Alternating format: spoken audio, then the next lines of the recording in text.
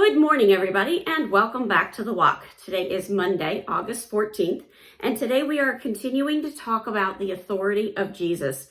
And that brings us to Matthew chapter 28, and this is where the Great Commission happens. Now, one of the things that I want to really point out to you is that the authority of Jesus Christ comes first. That authority is established, it is set, it's there. Then the disciples are commissioned to go forward and make disciples of all nations. So as we read this, we're in Matthew 28:16, and it says, "Now the 11 disciples went to Galilee, to the mountain to which Jesus had directed them. And when they saw him, they worshiped him, but some doubted." Now keep in mind here, the disciples are very human. They're not perfect. They're not God. They don't have that omnipotence. They're still a little bit doubtful, but yet they're worshiping him. And we tend to do that too. We're just as human as they are. It's easy for us to have those doubts, and Satan will take those doubts and try to use them to his advantage when he can. However, when we stay focused on that authority of Jesus Christ, it means that we're no longer doing things under our power. We're doing things completely under the power of Jesus Christ. So then we get to verse 18, and it says, "And Jesus came and said to them, 'All authority in heaven and on earth has been given to me.'" As we think that through, all of it, there is nothing left out. All of the authority in heaven, all of the authority on earth has been given to him. Who gave it to him? God the Father gave it to him.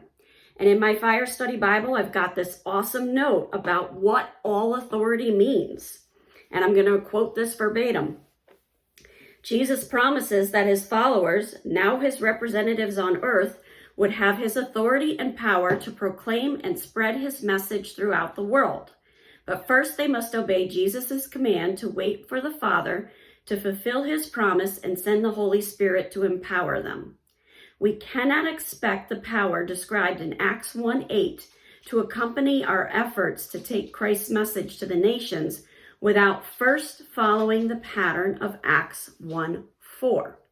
So we're going to jump over to Acts 1:4, and I didn't have this planned, but I'm clearly hearing the Holy Spirit say to go and read Acts 1:4. So I'm flipping over to Acts 1:4. We're going to see what that says. 1:4. "And while staying with them, he ordered them not to depart from Jerusalem, but to wait for the promise of the Father, which he said, 'You heard from me. For John baptized with water, but you will be baptized with the Holy Spirit not many days from now.'" As you think through that baptism is something that happens to the person. It doesn't happen through their effort. It happens through the effort of the Holy Spirit. So first we've got the authority of Jesus Christ.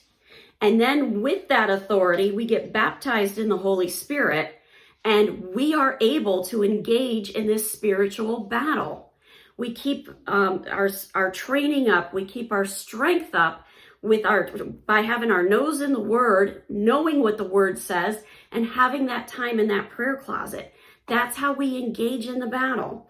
So we've got to be aware of the fact that everything we do when we serve Christ is done under his authority and through the baptism of the Holy Spirit.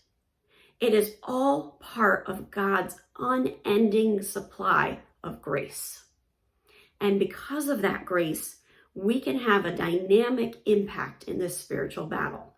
We can be those intercessors that change eternity for people because we spent some time in our prayer closet all by ourselves, focused on God. Have a wonderful day. God bless, and keep walking the walk.